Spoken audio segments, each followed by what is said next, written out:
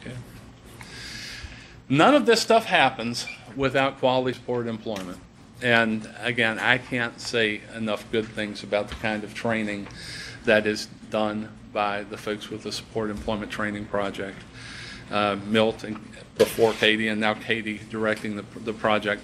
It's amazing for me to hear stories about folks coming from as far as South Carolina to receive training from our training project. That is just absolutely phenomenal. So there is no better way to understand supported employment than to get the information directly from the training project. So I'm going to turn things over to Katie to move forward. Well, apparently whoever came the furthest today gets some sort of a prize, and if you can beat South Carolina, Walt will make it a really big prize. All right, well now we get into some of the fun stuff about how this really works. Thank you, Jeff, for the overview. And when we say that employment first is more than just a slogan, I think it also is more than something that should just strike fear into the hearts of people that don't want to hear about it. And I think we do that by having employment done well, making sure that employment supports are thoughtful and that they are done in a way that makes sense for people, so people end up with jobs that are a good fit, something that they want to go to. I don't know a lot of people in the room, and certainly not the people I can't see who are in other sites, so I don't know all the reasons why you're here. I think some of you are family members of people who either receive employment supports or are looking for that. I think a lot of you are here because it's part of your job. And for whatever reason, probably you have or have had a job, and you probably have had jobs that you like and jobs that you didn't like so much. And when you think about the two of those, there's reasons why some jobs that you actually get work out better for you than others. So just keeping all of those kinds of things in mind. So I'm going to spend some time now talking about expectations for quality employment supports and supported employment, and some newer ways of thinking about things, and that how we think about people matters a great deal. Like Jeff said, if we're going to look at employment first as the first option for people who are receiving services, then we have to start with this idea of the presumption of employability, that everybody has something to offer that is worthy of pay. And then we're going to spend some time figuring out how we figure that out. But just starting with that presumption of employability, that everybody is able to work, no matter the impact of the disability. And then looking at how we think about work. And oftentimes we think about work, well, I go to work and this is how I got my job, and I saw a posting and there's a job description and I think I qualify, so I applied and I interviewed and I beat out the other people to get that job. And there's lots of different ways that people get work, and there's different ways to think about getting jobs. And one is this idea of contribution versus competition, that negotiated jobs are a real and viable option for a lot of people, and that we base finding jobs on what somebody has to contribute to an employer that has need of that, rather than just thinking, well, I don't really know how this person's going to beat out and compete other people to be able to get the job. So really thinking about how we think about work. And that when you boil the rest of my many slides down, because I'm used to talking for like 7 hours at a time, and I won't, I promise. It is Friday afternoon. But when you boil it all down, the goal of supported employment and of the employment specialist who does the work of supported employment is to learn what a job seeker has to offer, what they have to contribute, and then find a place of business that has need of that. That's what we're really looking to try and do. And in order to do that, we have to think about jobs that fit that person. So these are all people who have an impact of disability in their life who work. And they all have a job that's a good fit for them. But there's nothing about each of these individual jobs that necessarily makes it a good job for a person with a disability. Right? It's a good job for Shelley. It's a good job for Mallory. Not that it's a good job for a person with a disability. So whatever it is you do in your walks of life, I know in my walk of life, I talk about employment for people with disabilities, and so I get a lot of response of, oh, well, that seems really nice. And then I get, so what is it that those people can do? And there isn't an answer to that question. I mean, everybody who's sitting here, you can rattle off the top of your head what the stereotypical jobs are that you see people with disabilities doing. because oftentimes those are the easiest to compete for, and it's something someone can apply for and they can get. And so the stereotypes exist for a reason. But when it comes down to it, there isn't a good job for a person with a disability because people are so different and they're unique. And as with everybody, we have things that we have to offer that are our strengths, and we have our support needs, and we needed some tech help here, and even the tech guy needed a little tech help. So we all need supported employment of sorts in our lives. When I can't get the copier to work, then I need somebody who can help me find the jam. I mean, we all have our supports that we need. And so I think the only response to what is it people can do is, well, it depends on who that person is and what they have to offer.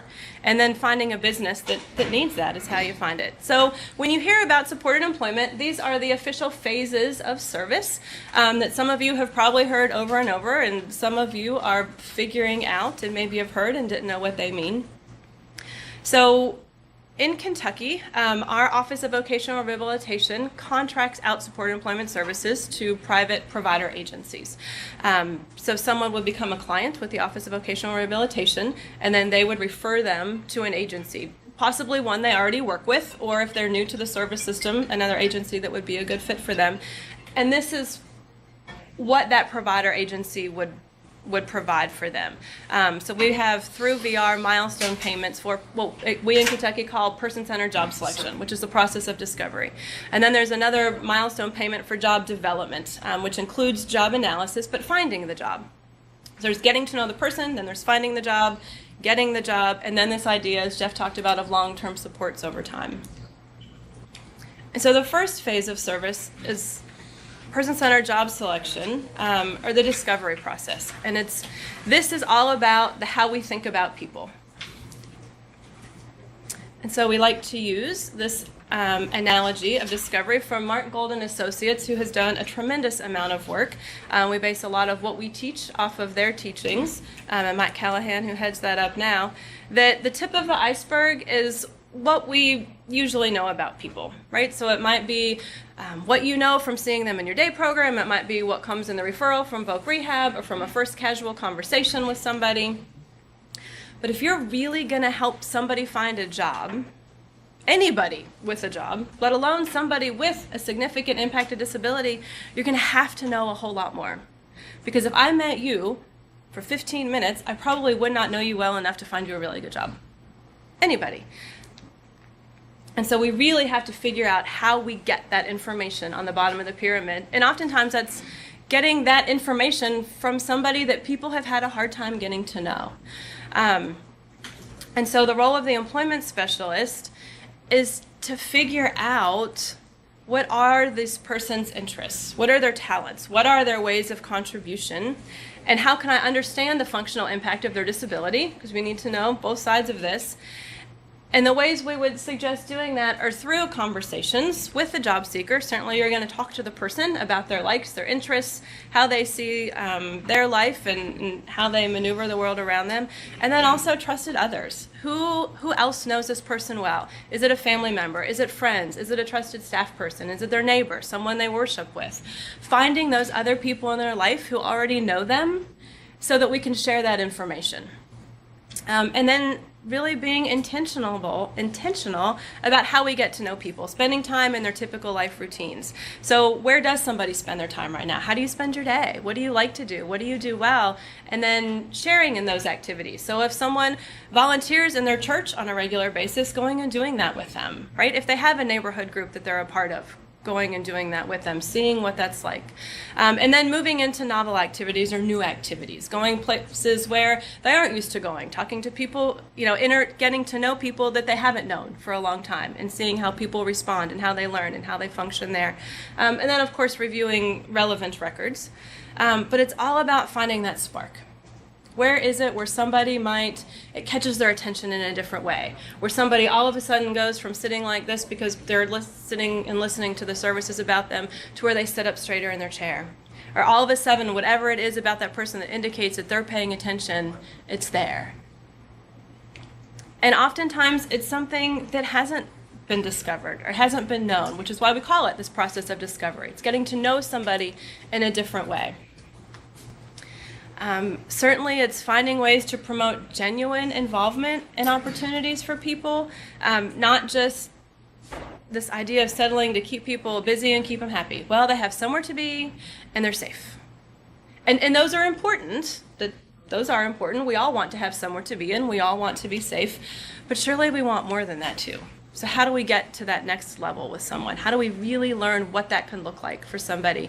And then testing what it is that everybody's already known about this person. Everybody knows Harold can't sit still. Everybody knows Harold's going to spit on people. Everybody knows da-da-da-da-da. Bliss said behavior problems that Jeff referenced earlier. So when are the times when Harold sits still? When doesn't he spit on somebody?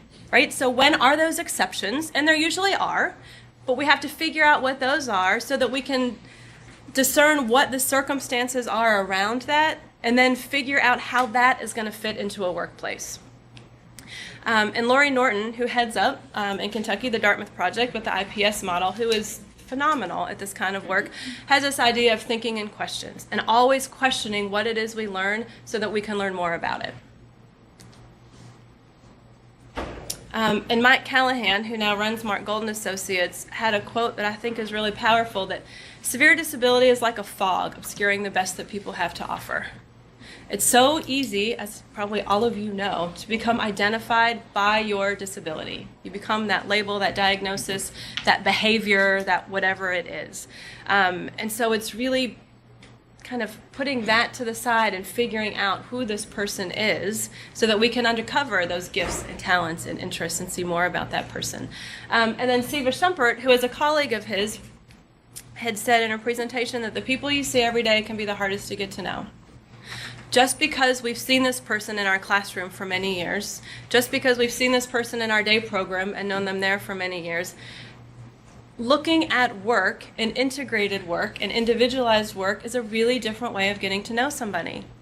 Which is another way of saying just because you've been annoyed by this person and just because you've seen all their negative behaviors that they have at the day program doesn't mean that that's going to be the case on the job. And in fact, time and time again, I hear from people, you know what, Robert has a behavior plan this long and all kinds of issues, but when he's at work, you don't see any of that. It's like they just go away. Well, there's reasons why people are different when they're in different places, and the expectations are different, and the circumstances are different.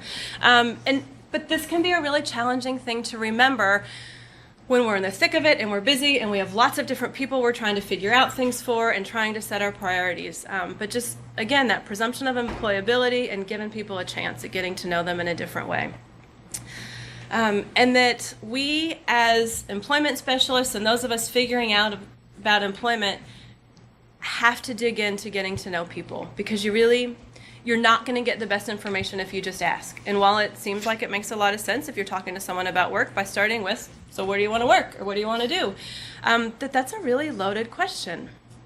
If heaven forbid, and my supervisors are here, so please don't think I want this to happen, but if I lost my job today and I cried for a while and then somebody said, what do you want to do, I'd probably just cry some more. I wouldn't have an answer to that question. It's a really hard question for a lot of us, and especially for someone where work hasn't been an expectation. And that was the case for your cousin many years ago, and unfortunately it's still the case for a lot of people.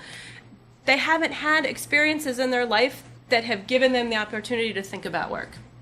Right? If you didn't go on all the field trips when you were in school, if you didn't participate in career day, if people haven't been asking you since you were a child, what do you want to do, and helping you think about that, then there isn't the framework to have an answer for that question.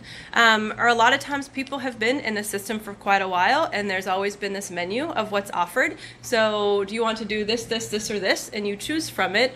And so thinking about what else could be possible hasn't been an option, and nobody's really thought about it. A lot of people don't know their talents or their interests, right? They follow what's going on. Or somebody has said, well, I think someday you could probably be a pretty good dishwasher, and so that's what they want to do, and haven't thought about anything else. And the bottom one, Michael Kendrick, who does a lot of work in this field and thinking about people in meaningful ways, talked about avoiding the idea of abandoning people to choice. And don't think that don't think that here at the Human Development Institute we don't want people to have a choice, all for self-determination. But if you're going to have a choice, it has to be a real choice, and it has to mean something. And if you don't know what the possibilities of work are, then you're not making a choice by just saying yes or no. If all you've ever known about work is seeing people at McDonald's, or that was your one job and you didn't like it, then what you learned was you didn't like work. And so if someone says, do you want to go to work? And you say no, that's your choice. But that's really unfair on our parts, if that's all the choice that was given.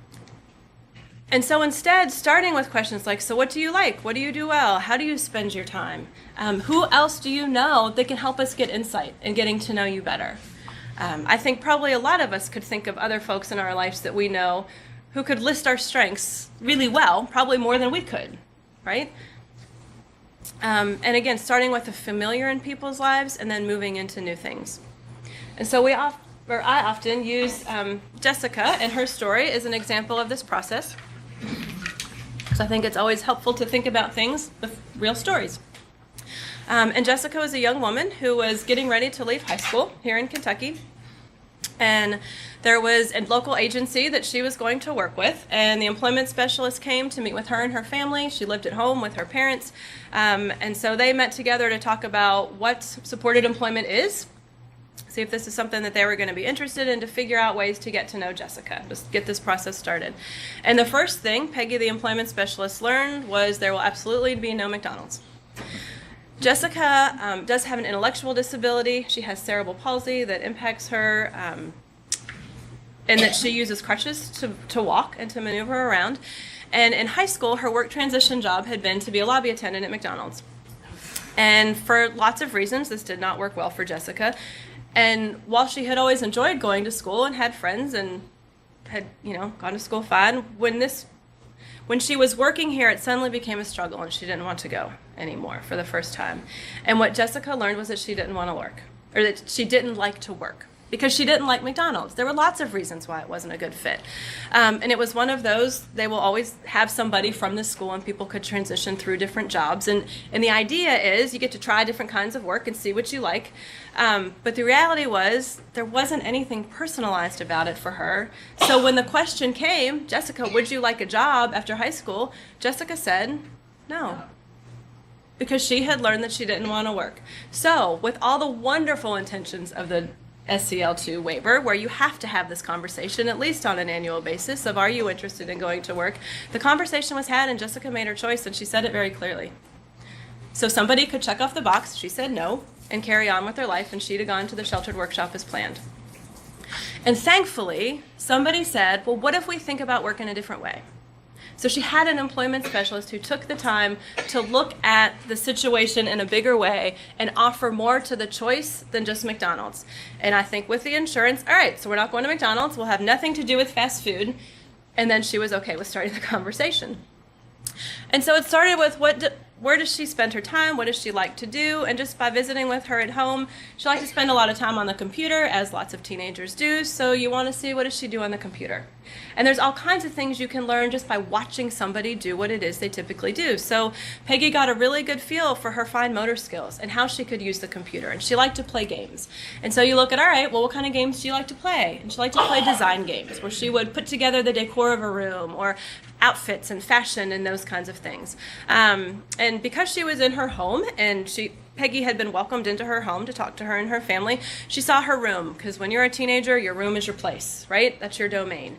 And so Jessica's mother had Peggy showed Peggy her room, and saw that Peggy made the comment, this just looks really nice. Like, it was all decorated really well. And if I were to decorate a room really well, it would come out of a package from some store where everything comes together, because I would never in a million years pull things out of the air that would look good together.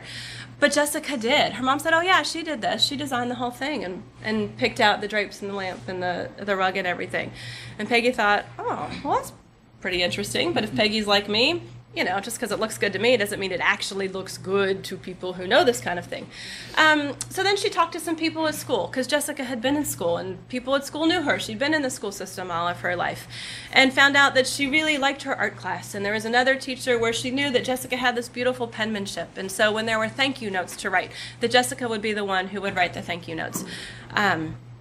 So even though her academic skills might not have been the strongest, she was the one who would write the thank you notes, because she had this gorgeous penmanship. And so just from this little bit, you can start to see this theme of that she has this interest and ability in making things look beautiful, right? This color coordination and an eye for this kind of things, and that she enjoys that, and that's what she gravitates to naturally. And while there are a lot of people who care about Jessica and wanted to see good things, the conversation started with, she doesn't want to work because she hated McDonald's. It didn't start with, oh my gosh, she has this ability to make things look beautiful. You should really think about things in that way when you think about work. But then Peggy had to think, all right, well, that's awesome, but there's probably the term starving artist for a reason. And so how are we going to think about this in a vocational way? Because it's really fun to get to know somebody, but the goal is a job. And we always have to keep that in mind. So they took some classes together at Michael's, the big box store, artsy crafty stuff, and they offer classes in the evenings. So she went with Jessica to take these classes together, right? So this is all a part of this discovery process. How do we get to know Jessica in vocationally relevant ways? And there happened to be a class on floral design. So they took it together. So here Peggy could see, okay, I've talked to her teachers and seen how she functions in the school system where she's grown up and where people know her. So what happens when you go to a new place? And the instructor is new, and the other people in her class are new, and now they're not necessarily peers of her age. There's different people. How does she function around the setting? How does she learn? How does she take instruction? And so by doing this together, she could learn all of this stuff about Jessica. And she did really well in the class. The main support that she needed was she would go up to the counter where the flowers were, and she would select the flowers she wanted, and Peggy would help her get them back to her workstation. She enjoyed getting to know other people. She could take the instruction and, have conversations about it, so she understood what was going on. But at the end of the class, then Peggy could also talk to the instructor, who knew why Peggy was there, and say, so how do you think Jessica's done in this class? And the instructor said, well, she has more innate skill at this than the last couple people I've hired. So here's some justification, that this isn't just Peggy thinking, well, she seems to have a real knack for it, because I can think somebody put something together that looks pretty too, but people who really know about it are likely to disagree with me because I don't know what I'm talking about. But this woman knew what she was talking about. So not only do we think Jessica has this ability, now we have justification of it as well, because we found somebody who's familiar with this kind of stuff, who's met Jessica, so we have verification of it. Jessica's had some experience with the new skill. Now we have somebody who could likely be a reference from her. Oh yeah, well, she took the class here at Michael's, and this is what I thought of her work and the kind of designs that she did. And you also have a connection with somebody who probably knows people in the artsy, making things look pretty world in the community where she lives. I don't know a lot of people that get paid in that, and no employment specialist can know everything. Sometimes we want to have such high hopes for our employment specialists that they know everything there is to know about the business world. Well, if you find one like that, that's awesome, and please send me their name so that we can tap into them and get them to share their knowledge more. But it really is a group effort. And so here's somebody that can help us with that networking. So in sorting things out for Jessica of all the time that was spent with her, you could boil it down to here's some ideal work tasks for Jessica. So what's going to be best for her? Something that would use her interest and ability in making things look beautiful. Something that's going to use her good communication and people skills. Something that will use her ability to use her hands to do detailed work. She likes to do that. She's good at it. And quite frankly, if you meet someone who has an intellectual disability and has cerebral palsy and uses the crutches to get around, if suddenly you see them use their hands to do detailed work, you're going to go, well, I didn't really expect that. And that's what we want to find. What's going to make other people look at Jessica in a way that they wouldn't upon first glance? It shows her value, it shows what she has to offer, and it gets people to think of her in competent ways. An ideal setting would be a workplace that has relatively open spaces so she can safely navigate through with her crutches. And if you've been to Michael's, or at least the ones I've been in, they cram as much crafty stuff in that store as they possibly can. I mean, and I am not a crafty person. I have to go in there from time to time, and it's just so overwhelming. And it's hard to get through. So when you have that class, lots of people jump to, oh my gosh, we could just get her a job at Michael's. That woman said she's really talented. Well, there's lots of reasons why that doesn't fit some of these other things, right? So that's why we have to be paying attention to what we've learned. And then if we're looking at coworkers for Jessica, ideally we'd find some place with a consistent group of people who can invest time in Jessica's instruction. And while we can't guarantee that there's not going to be turnover at a workplace, As an employment specialist, we can learn what the typical turnover rate is and know if people have been there for a long time or if there's constant turnover. And if it's a place where there's often turnover, people come and they might stay for a little bit, but they don't stay very long, then it's always someone new who's having to get to know Jessica over again. And if it takes a little bit longer to get to know her and how she learns and how she functions, that's going to be really hard when it's always new people that are her coworkers. So you at least want to find somewhere where there's the likelihood that that will be consistent. You're going to find people who share her artistic interests because that's her passion and her interest, and she likes to be around like-minded people, and quite frankly, most of us do, right? So how can you find other people that share those interests of hers? And outgoing people that are going to, help get to know her and enjoy being with. So once we have that list of what we know about Jessica, then we'd suggest having a job planning meeting, pulling a group of people together who care about Jessica, who know her, and who want to see good things happen for her, and having a targeted conversation about it. So here's some people that you would want to be a part of this meeting, and really looking at having an equal number of paid and unpaid people, as much as you possibly can, because they know her in different ways, right? You have people that know her from, if she has other services, that's what I mean by paid people. So if you have someone who's already a part of a program, then you'd have their staff. You'd have maybe their ADT staff and residential staff, case managers, whoever those people are, and they know them in that realm. But then also people who know her just because they know her. They're a neighbor or a friend, and they know Jessica because they like her and they just want to be around her. So it gives you a balance of how people know her and what they know about her. And the goal of this meeting is to come up with a targeted job development list. So when you have a balanced group of people at your meeting, then you have people with lots of different connections. If a lot of us live and work in this disability service world, then most of our friends and people we know live and work in the disability service world. So a lot of my friends are either in this room or work in this place, or they're other social justice people, right? Because those are my friends. So those are people I know. So when we bring in her neighbors, family, friends, other people, then they bring with them their contacts, their networks. What are their social circles? What are their professional circles? And we really increase our network in trying to think about where we can go to help Jessica find a job. So we think about what are these ideal tasks and setting in coworkers for her, because quite frankly, someone's being paid to help her find a job, so we want to stack the deck in her favor as much as possible. So thinking about this and what we know about her. And then our work tasks that we could see Jessica doing that fit what we know about her. And not job titles, but just work tasks. Start thinking about that. And then once we have a list of tasks, what are businesses in our area that have need of that task that fit what we know about Jessica? Because if we're going to do person-centered job selection, it always has to start with the person. And this is a way to make sure we keep going back to, but this is what we know about Jessica, and do those things fit? And so in Jessica's meeting, this is the kind of list that they came up with. All right, so thinking of what we know about her, floral design, for obvious reasons, came up. She'd taken the class and she liked it. But nail tech work, right? People pay good money to have their nails done, and people can do some really intricate, cool designs. And my nails don't look like that, but a lot of people's look really good because somebody is skilled at doing that. Display setup, other types of design work, interior design work, cake decorator, right? And then where are places that have need of that work? And then who do you know there? Because it's all well and good, I can be the best employment specialist on the planet, but if I call and say I'm helping a woman named Jessica look for work, would you like to talk to me? Probably if they don't know who I am, they're going to say no. But if I say, well, Joan Smith suggested that I give you a call, suddenly they're a whole lot more likely to say yes because they don't want Joan Smith mad at them.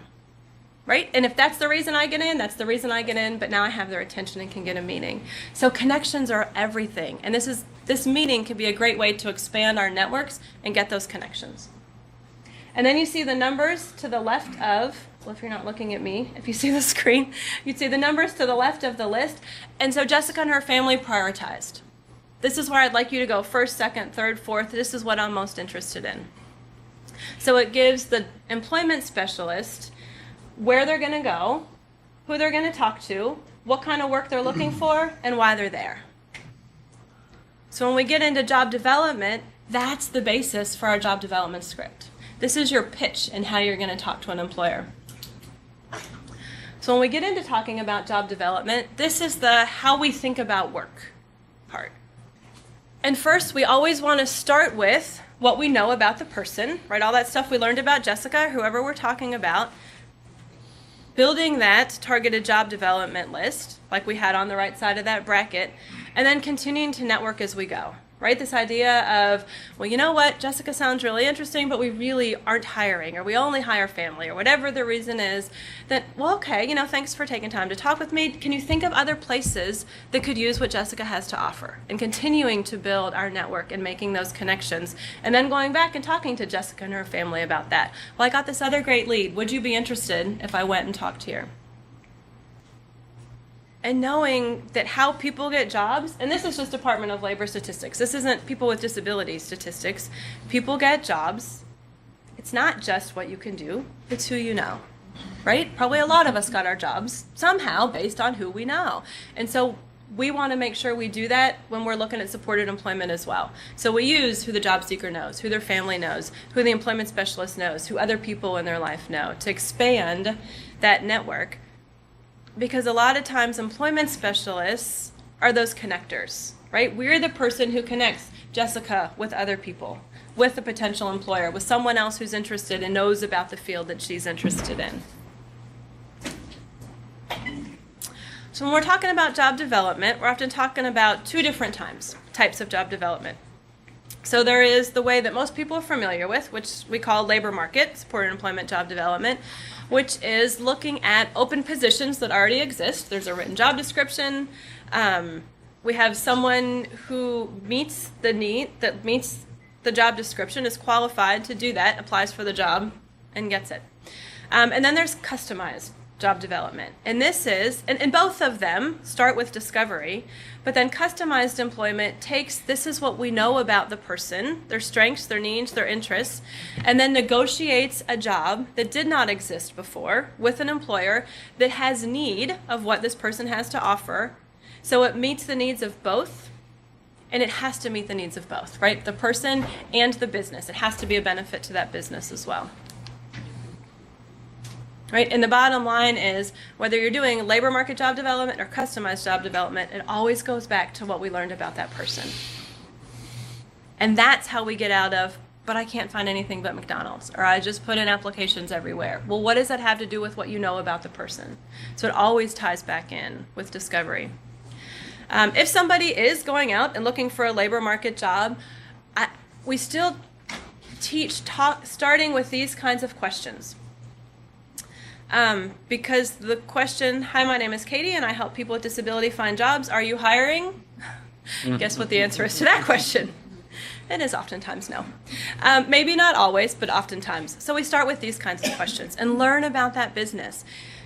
We call it job development, not job finding, for a reason. You're developing relationships with employers and developing these connections. So what type of work do you do here? What's important to your company? What sets of skills do you look for when you're hiring?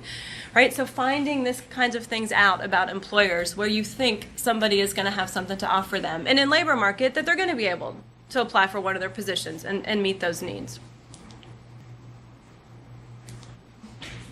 And then in customized, it's really about figuring out employer needs, employee contributions, and then it's a voluntary negotiation. Nothing mandates that an employer has to customize or create a position for a person with a disability. It certainly can be a part of the ADA and then employment protections, but it's not spelled out that it's forcing an employer to have to customize a job. So it is a voluntary negotiation, and so it really has to meet the needs of both. And it isn't something that I made up, and it isn't something that Milton made up, or the Support Employment Training Project. It's a part of the Department of Labor, and you can find information about it on their website. But it's all about individualizing that employment relationship between employers and employees in a way that meets the needs of both. And if you're going to do that, again, we have to really know who this person is. We've got to know all this deeper stuff if we're going to be able to talk about that person and then seek out what they have to offer in a place of employment. And customized employment really starts with the presumption of employability for everybody. And this idea of contribution versus competition, that everybody has something to offer. And customized employment really is looking at taking out competition. This is Mallory, and she's a woman who lives here in Kentucky. And you can see she's working. She ended up getting a job reading to children at child care centers. Mallory does not speak, and her one voluntary movement is to turn her head to one side. And so it really started with the presumption of employability. I don't know what work's going to look like, but everybody has something to offer, and then it's our job to figure out what that's going to be.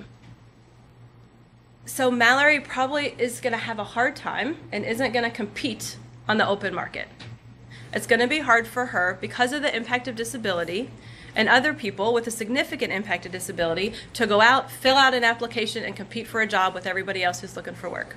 But there are things that she has to offer and to contribute, and so we start with that.